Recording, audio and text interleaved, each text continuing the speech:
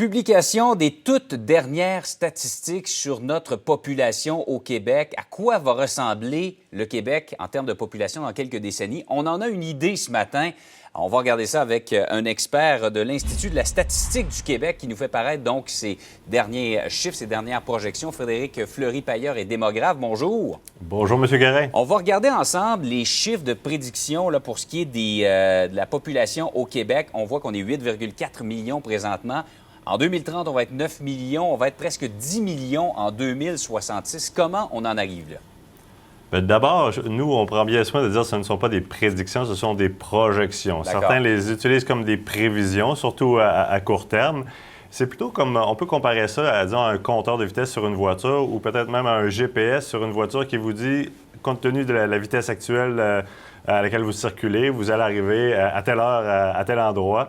Donc, nous, on va arriver, si la tendance se maintient, à 9 millions de personnes au Québec autour de 2030. Et ensuite, on pourrait atteindre presque 10 millions vers 2066.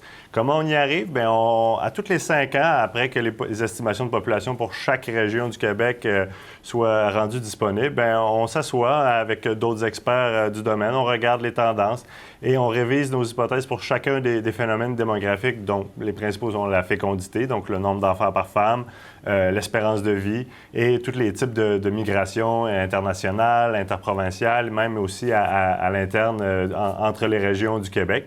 Et on poursuit ça dans le temps et on regarde qu'est-ce que ça donne. Et bien, c'est pas un grand changement par rapport à ce qu'on avait fait il y a 5 ans, mais c'est une légère révision à la baisse, notamment en raison d'une espérance de vie qui augmente dans nos projections. Et elle a encore augmenté un peu au cours des dernières années, mais plus lentement que ce qu'on avait peut-être projeté il y a 5 ans.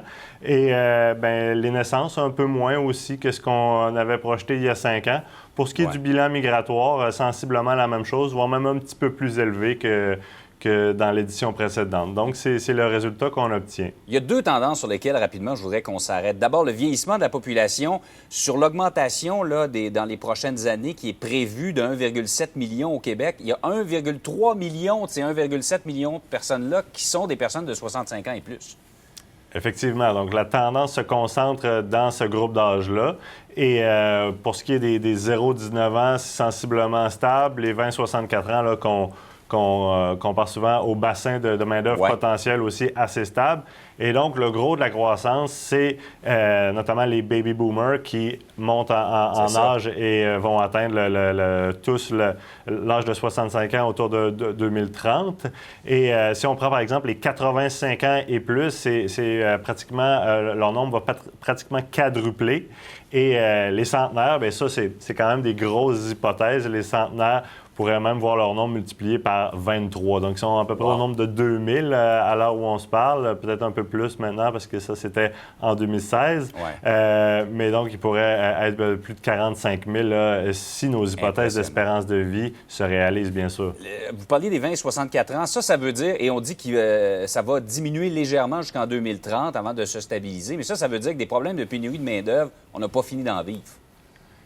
Effectivement, on peut regarder les 20-64 ans pour approximer un peu là, les tendances à venir là-dedans. Il faut savoir que ce n'est pas toutes les personnes de 20-64 ans qui travaillent actuellement ou qui sont disponibles à l'emploi.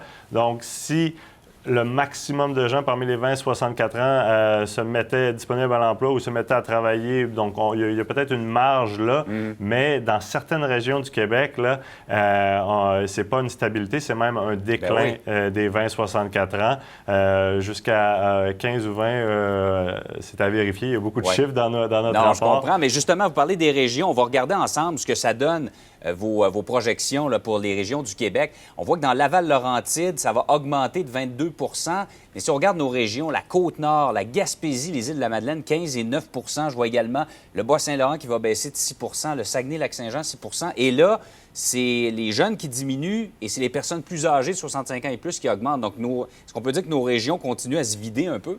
Exactement. Il n'y a aucune région où les 65 ans et plus vont diminuer, disons, à l'horizon 2041.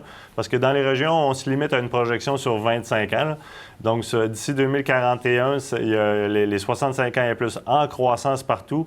Mais évidemment, le bilan migratoire de certaines régions est négatif. Ça peut changer.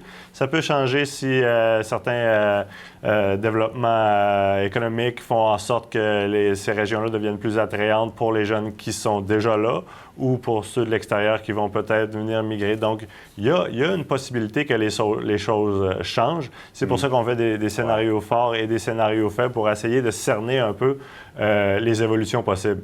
Bien, merci beaucoup, M. Fleury-Pailleur, pour ce coup d'œil à ce à quoi le Québec pourrait ressembler dans les prochaines années. Merci d'avoir été avec nous. C'est un plaisir. Merci. Au revoir.